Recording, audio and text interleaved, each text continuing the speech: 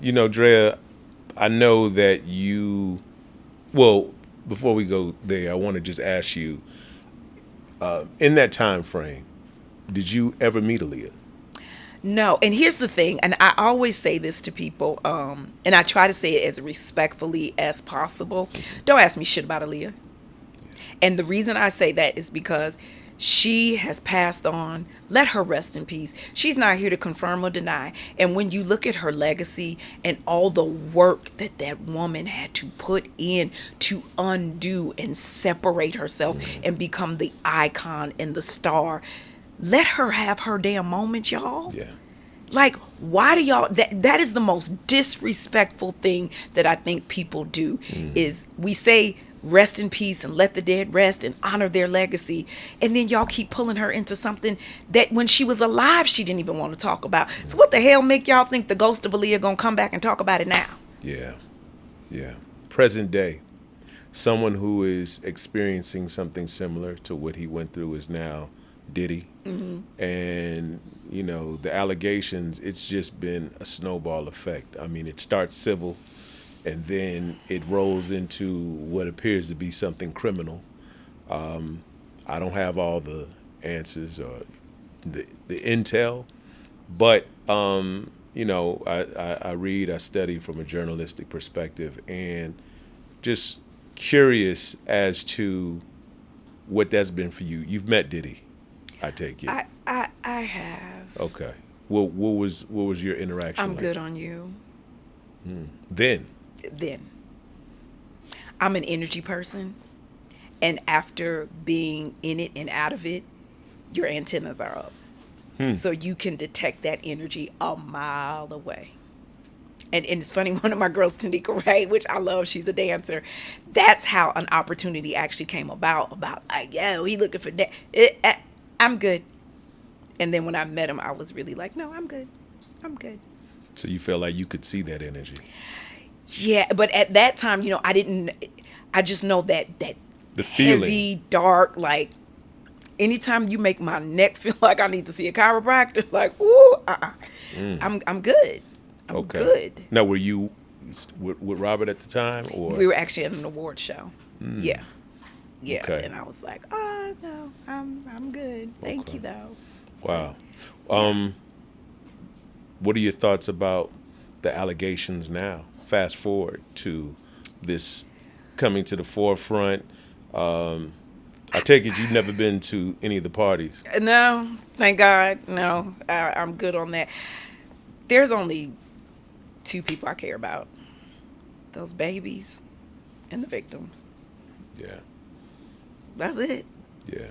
I don't feel one way or the other, because I don't, and because I've sat in that seat before where people have assumptions, they think they know but they don't know, or I heard, or I know somebody who know the bodyguard, who know the gardener, who bought the food.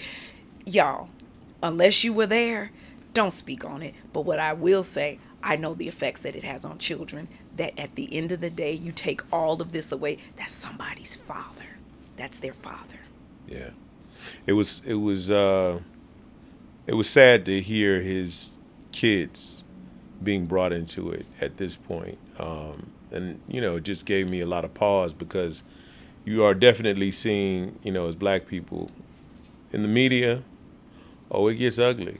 And it's easy to paint black men as, sexual deviants. I think Yeah. we become the poster child for that type of stuff when it rolls out. And But this is a part of pulling the coattails. They can't paint what you don't give them a paintbrush and paint and a canvas to paint it on.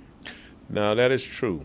I'm just speaking more from the historic perspective. Like, Yeah, even, historically, yes. But I Yeah, think but that's you're right. why you should be so proactive in not. Sure. Because we know what the setup is. Sure. We know what the game plan is. Yeah. We know what the blueprint is. Yeah.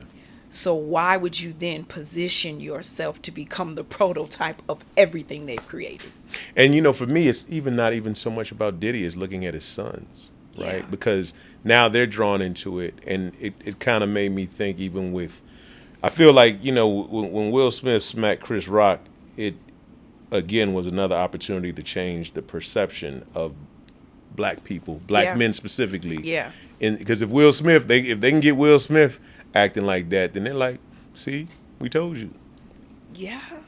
Y'all get to acting a fool, and we try to we tell the world about y'all, and that's something I think that we're not always as cognizant of. But I definitely, saying respect your perspective on it. I know your daughter was born Joanne Kelly, right? Yeah. Changed her name to what? No, okay, so my first daughter, Joanne Kelly, is named after Robert's mom. His mom's Okay. name was Joanne. Okay. My middle child is Ja. JJ. Yeah. Okay, Ja. Yeah. So Ja changed the name. Is it what?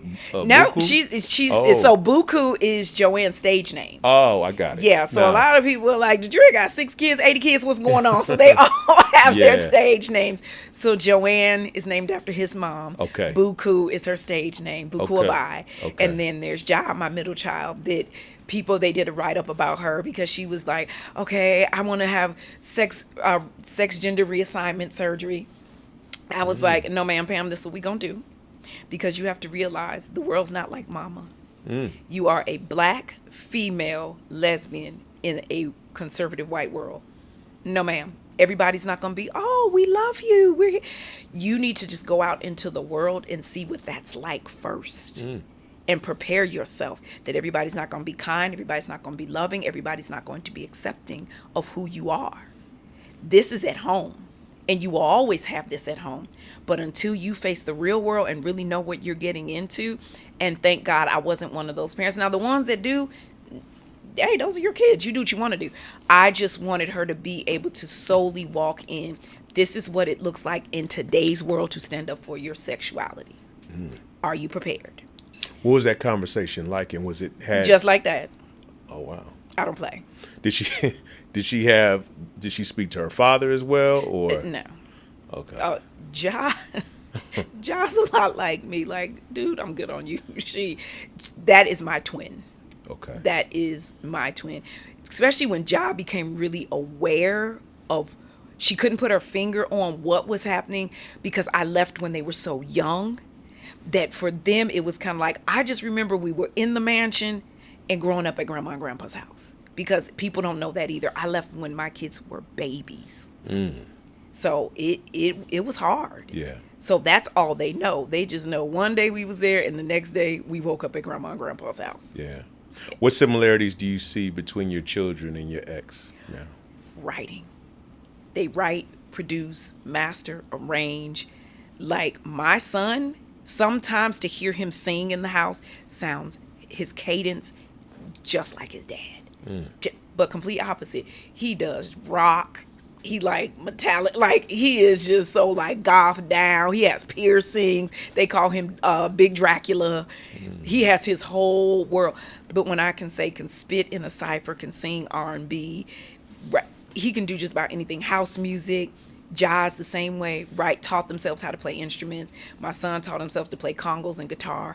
Ja taught herself to play piano by ear, just like her dad. Joanne taught herself to play guitar by ear, just like her dad. They all sing. Like, to see that and to see them dance and act like me, to see both of us in them is crazy.